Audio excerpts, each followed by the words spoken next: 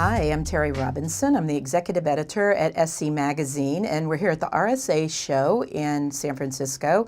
And today I've got with me Gene Stevens. He is the CTO and co-founder of ProtectWise. Hi, Gene. How are you doing? I'm doing great. Thanks for having me, Terry. What changes are you seeing in the threat landscape that perhaps enterprises aren't grasping the importance of right now? Oh, that's a good question. That's a deep question because there's probably a lot of things you could say, because I think at the end of the day, most of us know what we wish we could do. We are dealing with a human resource shortage more than anything, and it's less about the technology being sufficient or insufficient. It is about how does that technology intersect with my team and the amount of resources that I have, the kind of talent that I've been able to acquire. How can we use that technology to advance the team's ability to attract, upskill, and then retain that talent, but also to provide high-speed tools that enables them that when they're on board to be really effective. And so I think that as I've talked to most CISOs, they are not so much interested in better mousetraps. They are interested in a much better team.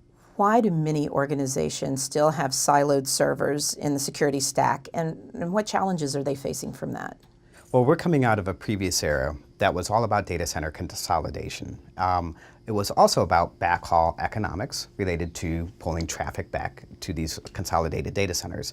And toward that end, a lot of us built products and services that were organized around what can I accomplish with a single computer or small groups of computer. They're expensive. Efficiency is king, less is more, etc. And so what that leads to is a bunch of independent point products that are delivered in this way. They're appliances, they're racked in the data center, they're designed to have the organization ship all relevant information back to said data center and process this way. So their abilities are somewhat limited, and they are purchased separately, they're managed differently, they're upgraded on a regular cycle. They don't really talk to each other very well. We've got a really nice booming industry around collecting their logs and trying to make sense out of it after the fact. So all this together presents teams with very real challenges. It's not just a CapEx versus OpEx challenge, and that's a very real thing. Capital expenditure is a real deal. But it's also about how do I position my security stack against organizations whose networks are not behaving like this anymore. The move to the cloud, the move to IoT, these types of things present new challenges in how products are purchased. Where do they come from? Do people bring them themselves? How do they show up inside the organization? And my network is distributing. Gone are the days of everybody having a centralized network and a gateway and star topologies, these types of things. Now we have mesh networks, and particularly in the cloud, where everything's connected to everything and everything's connected potentially to the internet. And so what kinds of technologies do we purchase and execute in these environments have a really big impact on how we reason about security. So this is a challenge for the teams. The number of security positions open is vast too. Yeah. And the security presentation layer must evolve to accommodate that. What other challenges will the evolution of the security presentation layer help organizations overcome? So this is at the center of this should be a deep enthusiasm for really high-speed tools over truly massive data sets. So as we dig into this, it's not just enough to have a better mousetrap or to have hundreds of better mousetraps. It's to reimagine how we relate to the information in a fundamental sense. We are coming out of an era of big data security analytics. That was all the rage a few years ago, right? It's still thematically part of what we do today. And so you have traditional big data technologies like Hadoop and other types of things, which have really changed the game in truly dramatic ways.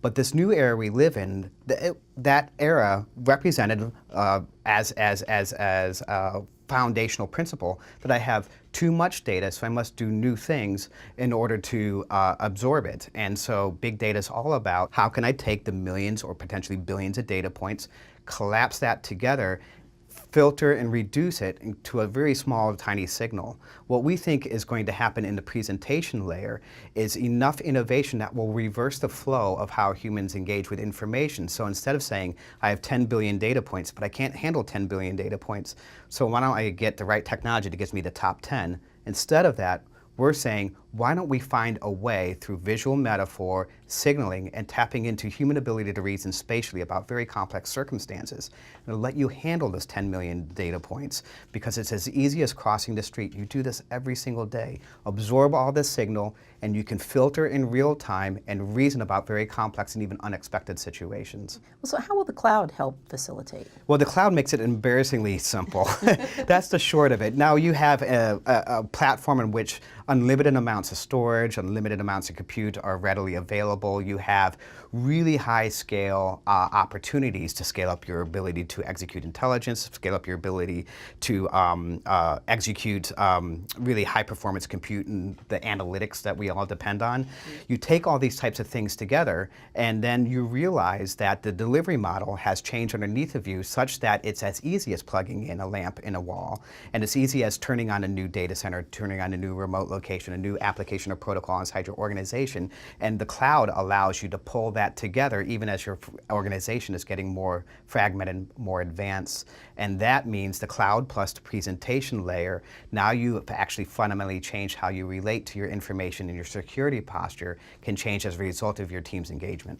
Well, and how will cloud be used to evolve and facilitate response orchestration across the entire life cycle of security? That's a great question, because if you have that same single haystack in the cloud, now you have services that can speak a common grammar to each other because we're referencing the same system of record.